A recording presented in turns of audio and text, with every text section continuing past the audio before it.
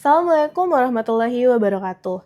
Selamat sore, saya Hafizah Suryani. Saya peserta Latsar CPNS 2026, gelombang 1, kelas A7, kelompok 4.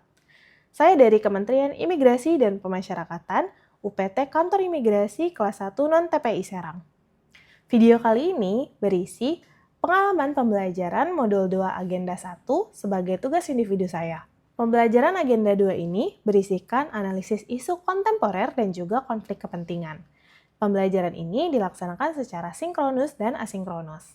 Pembelajaran sinkronus dilaksanakan melalui Zoom yang dimulai dari jam 8 hingga jam 10 pagi. Dilanjutkan dengan pembelajaran asinkronus melalui pembelajaran mandiri yang dibagi menjadi 3 tugas. Yang pertama, tugas kelompok, yaitu membuat podcast melalui Zoom dengan tema sadar berbangsa dan bernegara. Tugas kedua yaitu analisis isu kontemporer yang merupakan tugas individu dibuat dalam bentuk PPT. Dan yang terakhir atau yang ketiga adalah membuat video terkait pengalaman belajar modul 2 agenda 1 mengenai isu kontemporer, yaitu video ini. Pembelajaran yang pertama yaitu analisis isu kontemporer. Isu kontemporer adalah pokok persoalan atau suatu masalah yang sedang terjadi sekarang dan sedang hangat dibicarakan.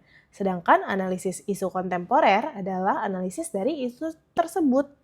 Contoh-contoh isu kontemporer yang pertama adalah penyalahgunaan wewenang, 2 korupsi, 3 cybercrime, 4 bullying, 5 hoax, dan 6 banjir. Untuk menganalisis isu kontemporer yang terjadi, kita dapat menggunakan teknik tapisan, yaitu dengan menggunakan metode contohnya APKL. Lalu, dari isu yang telah kita dapatkan, dapat dilakukan teknik analisis melalui metode fishbone diagram, USG, SWOT analisis, atau McNamara teori. Untuk mencari penyebab masalah dari isu yang kita pilih, kita dapat menggunakan fishbone teori dengan contohnya seperti ini. Lalu setelah didapatkan penyebab masalah, kita dapat melakukan penapisan USG dengan tabel contohnya seperti ini. Setelah kita temukan, kita dapat melakukan atau menentukan alternatif solusi dengan menggunakan metode McNamara. Setelah itu, kita dapat membuat strategi menggunakan analisis SWOT. Nah, untuk pembelajaran kedua, ada materi pengelolaan konflik kepentingan. Konflik kepentingan adalah suatu kondisi di mana pejabat pemerintahan menggunakan wewenangnya atau kekuasaannya untuk kepentingan diri sendiri ataupun kelompok dengan menyalahgunakan wewenang yang dia punya.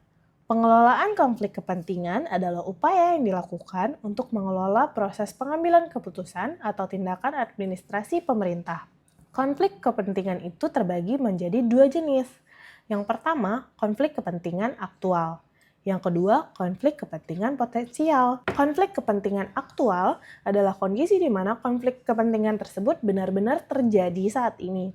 Sedangkan konflik kepentingan potensial maksudnya adalah konflik tersebut belum terjadi, tapi ada potensi akan terjadi di masa depan.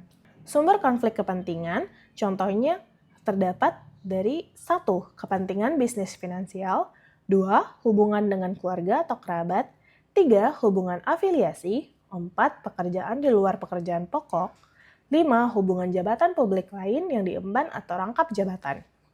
Lalu ke-6, ada penggunaan pengaruh relasi dari jabatan lama di tempat baru. Dan yang ke-7 adalah penerimaan hadiah atau gratifikasi di luar ketentuan. Nah, jabatan-jabatan yang rentan konflik sebenarnya pada dasarnya semua jabatan itu memiliki kewenangan untuk mengambil keputusan.